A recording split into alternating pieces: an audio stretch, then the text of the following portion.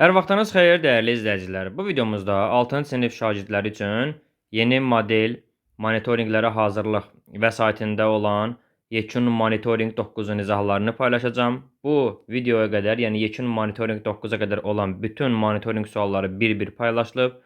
Kanala daxil olaraq siz də videolardan faydalana bilərsiniz. Hətta bunları mən bir playlist formasında yığmışam. Bütün videolar, yəni bu kitabın bütün tapşırıqları sırayla bir-bir video şəklində hazırdır. Kim istəsə rəydə yazsın ki, mən istəyirəm, ona linkini göndərə birbaşa həmin linkdə videolar sırayla qurulub, ən birinci səhifədən ən sonuncu səhifəyə kimi oradan izləyə bilərsiniz. Kanala abunə olun, videolarımızı bəyənin, paylaşın ki, bundan sonra paylaşılacaq 3 yekun monitorinqimiz qalıb. Yekun monitorinq 10, 11 və 12. Onların da izahlarına baxa biləsiniz.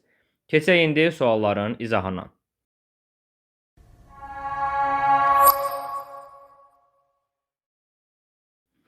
İlk mətnimiz xəyal mətnidir. Mətni özünüz oxuyarsınız. Vaxt getməsin deyə mən bir də oxumuram. Birinci sual. Məktəbi bitirdikdən sonra Jaqanın hansı problemi yarandı? İş tapa bilmədi, bəli. Xaricə getdi, yanlışdır. Təqaüd qazandı, yanlışdır. Universitet oxudu, yanlışdır. İş tapa bilmədi, belə bir problemi yaranmışdı. 2. Mətnə əsasən Jaqanın həyat hekayəsi nəyi göstərir? Dostluğun gücünü, yanlışdır. Dostları Jaqana zərər vururdu. Valideyn sevgisini, burada əsas valideyn sevgisindən söhbət getmir. Arzunun gücü və zəhmətin rolu, bəli. Jaqanın arzusu kriket oynamaq və bu arzu yolunda çəkdiyi zəhmətin rolu. Doğrudur bu. Tənbəlliyin üstünlükləri yanlışdır. Jaqan tənbəl deyildi. Cavab C variantı. Növbəti suala baxırıq. 3. Mətnə əsasən zəhmətin əhəmiyyəti necə göstərilib? Zəhmət insana yükdür. Yanlışdır. Zəhmət nəticə vermir. Yanlışdır. Zəhmət yalnız məşq üçündür. Yanlışdır. Zəhmət özü də mükafatdır. Bəli, bu mətndən birəbir verilən bir cümlədir. 4-cü sual. Cümləni davam etdirin. Hər şey zamanla düzəlir. Hər şey bir arzu ilə başladı. Bu mətndən verilən cümlədir. Hər şey insanın öz əlindədir.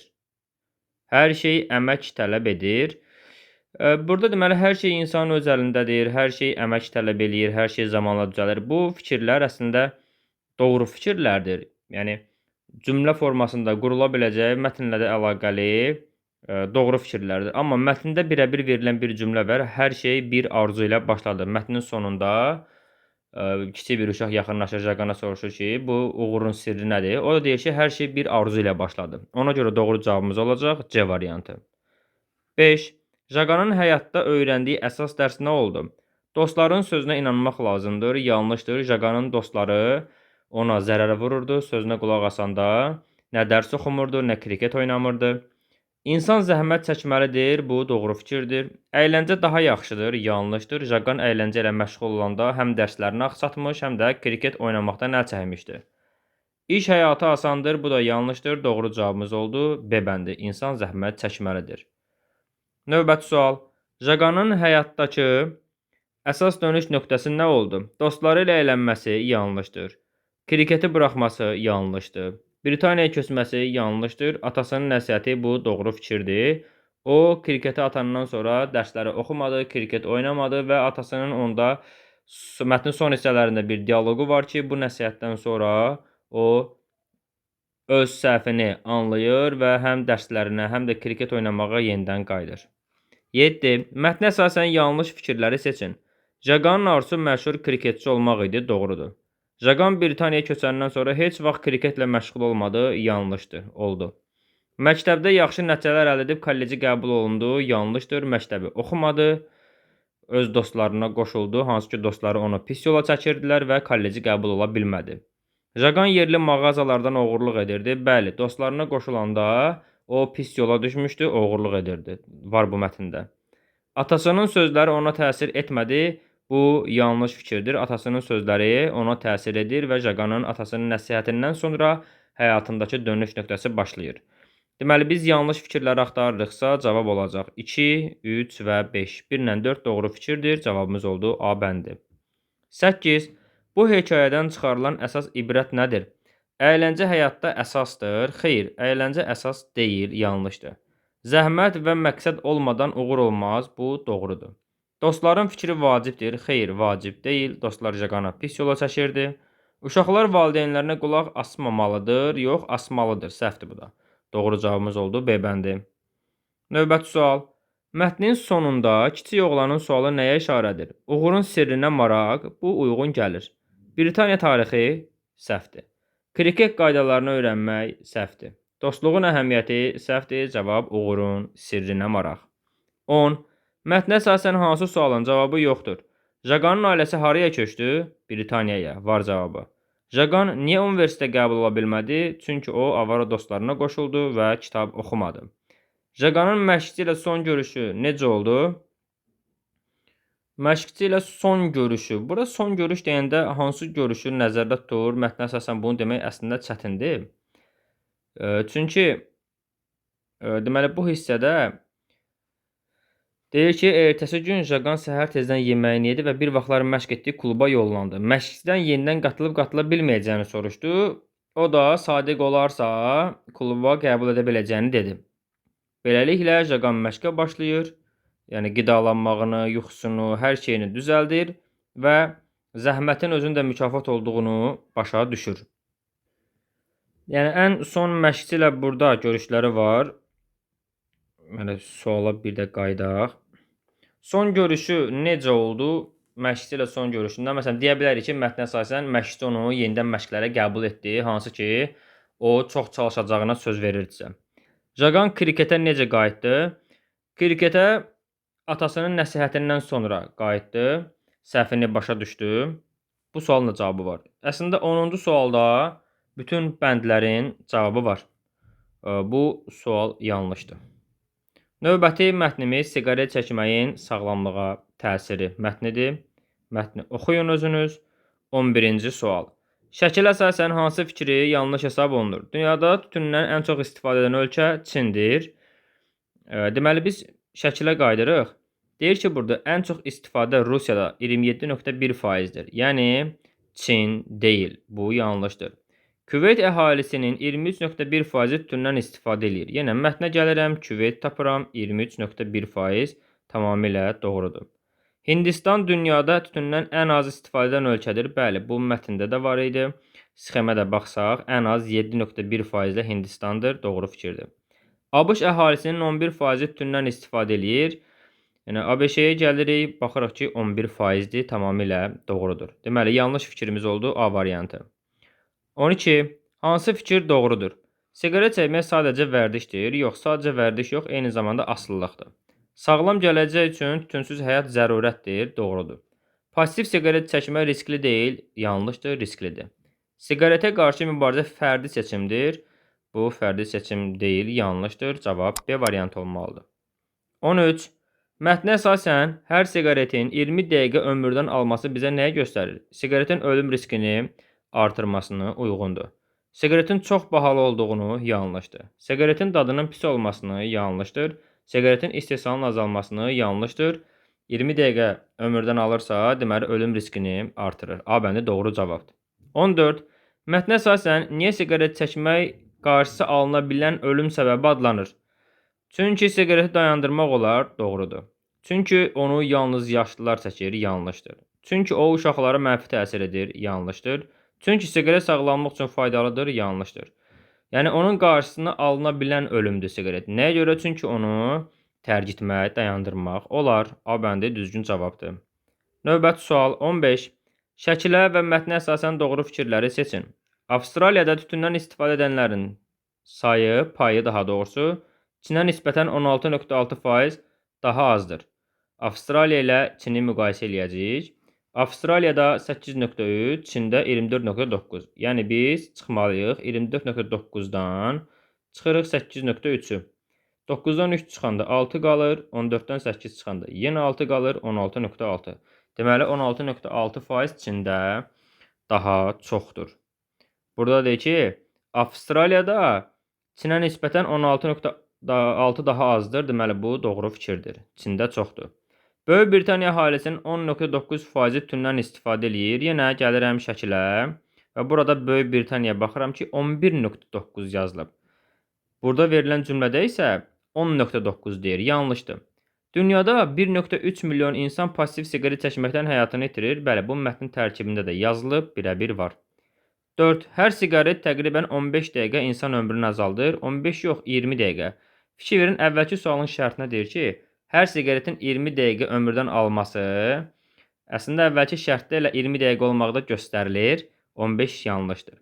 Doğru fikirləri istəyirsə, cavabımız olacaq 1 və 3, C variantı. Keçirik növbəti mətnə, zəhərli qazlar və atmosfer. Bu mətni yenə özünüz oxuyun. 16. Mətnin 3-cü abzasında nədən bəhs edilir? Mətnin 3-cü abzası, deməli, bu 1-dir, bu 2-dir, bu da 3-dür. Fikir versəz 3-cü abzasa, deyir ki, bu qazlar atmosferin tərkibini dəyişdirir və havanın çirklənməsinə səbəb olur. Hava çirkləndikcə insanlarda nəfəs alma problemləri, allergiya və astma kimi xəstəliklər yaranır. Xüsusilə uşaqlar, yaşlılar və xəstə insanlar bu çirkli havada daha çox təsirlənirlər. Yəni, xəstələnmələrdən danışır bizə. Hava çirkliyinin bitkilər və təbiəti təsirindən yanlışdır. Nəqliyyatın şəhər həyatındakı rolundan yanlışdır. Zəhərli qazların yaratdığı xəstəliklərdən doğrudur. Qlobal istiləşmə yanlışdır. Cavab zəhərli qazların yaratdığı xəstəliklərdən gedir. 17. Hava çirkləndikcə insanlarda hansı xəstəliklər yarana bilər? Allergiya və astma doğru cavabımız elə olacaq A variantında. Mətndə baş ağrıları yoxdur, ürək zəifliyi yoxdur, sinir xəstəlikləri yoxdur. 18. Mətnlə bağlı yanlış fikirləri istəyir bizdən. Zavodlar havanı təmizləmək üçün ağac əkir. Belə bir fikir yoxdur. Hava çirkliyi təkcə insanlara deyil, heyvanlara da zərər verir. Doğrudur. Yağışlar çirkli hava ilə əlaqəli ola bilər. Doğrudur. Uşaqlar çirkli havadan daha çox təsirlənirlər. Doğrudur. Yanlış fikrimiz oldu A variantında. 19. Mətndə hansı sualın cavabı yoxdur? Zavodlar hansı zərərli qazları buraxır? Mətnin əvvəlində bu fikir qeyd olunur. Diqqətlə baxsaz, deyir ki, burada bu qazların əsas mənbələrini qeyd edir. Karbon qazı, azot oksidləri və kükürt dioksid kimi maddələr var. Bu zərərli maddələrə görə çirklənmələr yaranır. Hava çirkliyi hansı xəstəliklərə səbəb olur? Allergiya və astma, bu da mətndə qeyd olunub. İnsanlar havanın çirklənməsinin qarşısını necə ala bilər? Ağac əkməklə. Bu sualın cavabını var. Əhalinin neçə faizi avtomobildən istifadə edir? Bu sualın cavabı yoxdur. Cavabımız olacaq D variantı. 20. Mətndə nədən bəhs olunmur? Fotosintezin zəifləməsindən bəhs olunur. Zərərli qazlardan bəhs olunur. Qlobal istiləşmədən bəhs olunur. Yağışın yağma prosesindən. Yağışın yağma prosesi tam detallı verilmir. Sadəcə hava çirkləndiyi zaman yağan yağışın da çirkli olacağı deyilir. Amma prosesdən danışılmır. Cavab D variantı. Burada zərərli qazlar elə mətnin yenə həmin hissəsində, yəni əvvəllərində zərərli qazlar buraxırlar deyir. Baxın bu hissədə. Bu qazlar arasında karbon, azot, kükürt, yəni zərərli qazların adları çəkilir. Ona görə bu haqda danışılır. Cavab olacaq D bəndi. 21. Mətni yazmaqda müəllifin əsas məqsədi nədir? Zavodların iqtisadi əhəmiyyətini vurğulamaq yanlışdır. İnsanları hava çirkliyi haqqında məlumatlandırmaq doğrudur. Ağacların necə becərildiyini izah etmək yanlışdır. Heyvanların hava ilə əlaqəsini izah etmək yanlışdır. Cavab B bəndi. İnsanları hava çirkliyi haqqında məlumatlandırmaqla. 22. Mətnə əsasən verilmiş cümləni tamamlayın. Atmosferin çirklənməsi havadakı oksigenin miqdarını artırır. Yanlışdır. Yalnız bitkilərə təsir göstərir. Yanlışdır. Çünki heyvanlara da təsir göstərir, insanlara da. Uzun müddətli dövrdə qlobal istiləşməyə gətirib çıxarır. Doğrudur. Suyun keyfiyyəti artır. Yanlışdır. Doğru cavabımız oldu. C bəndi. Davam edirik 23-cü sualdan. Mətnin əsas hissəsində nədən bəhs olunmur? Təmiz havanın sağlamlığa faydasından bəhs olunur. Zərərli qazların insanlara təsirindən bəhs olunur. Çirkli havanın bitkilərə zərərindən bəhs olunur. Nəqliyyatın havaya təsirindən, mətndə nəqliyyatın təsiri yoxdur. Bu barədə cavab D variantı olacaq. Mətnin sadəcə bir hissəsində qeyd olunurdu ki, insanlar benzinlə işləyən avtomobillərin əvəzinə elektromobillərə keçirlər, elektriklə işləyən avtomobillərə. Amma benzinlə işləyənlərin nə kimi havaya təsiri var, bu haqda detallı məlumat yoxdur. Ona görə D-ni götürürük. 24. Mətnlə bağlı doğru fikirləri seçin. Atmosferə buraxılan qazlar təkcə insanlara deyil, heyvanlara da zərər vurur. Doğrudur. Elektrikli avtomobillər havanı çirkləndirmir. Doğru fikirdir. Hava çirkliyi yalnız şəhərlərdə müşahidə olunur. Yanlışdır. Fotosintez çirkli havada daha yaxşı gedir. Yanlışdır. Ağaclar karbon qazını udur və oksigeni buraxır. Doğru fikirdir. 1, 2, 5 düzgün cavabımız olacaq A variantı. 25. Mətnə əsasən hansı bənddə səbəb nəticə əlaqəsi pozulmuşdur? Səbəb: zavodlar zərərli qazlar buraxır, nəticə hava çirklənir. Doğrudur. Çirkli hava yağışa qarışır, nəticədə torpaq çirklənir. Doğrudur. Ağaclar havadakı karbon qazını udur və əvəzinə oksigen buraxırlar. Ağac əkilməsi havanı təmizləməyə kömək edir. Doğrudur. Bitkilər çirkli hava şəraitində yaxşı fotosintez edə bilir. Bitkilər çirkli havada yaxşı fotosintez edə bilmir. Bunun özü yanlış fikirdir. Deməli, burada səbəb nəticə əlaqəsi pozulub. Bitkilər bol məhsul verir. Xeyr, çirkli havada bol məhsul verə bilməz. Cavab oldu D variantı. Dəyərli izləyicilər, yekun monitoring 9-un da bir-bir hər bir sualın izahını paylaşdım. Kanala abunə olaraq paylaşılan bu ödənişsiz videolardan faydalana bilərsiniz. Videolarım əgər sizin üçün keyfiyyətlidirsə, işinizə yarayırsa, bəyənin, öz sinif yoldaşlarınızla, WhatsApp-ınızda, yəni harda paylaşa bilirsinizsə, hər yerdə paylaşın ki, daha çox şagird faydalana bilsin. Sağ olun, növbəti izahlarda, növbəti videolarda görüşərik.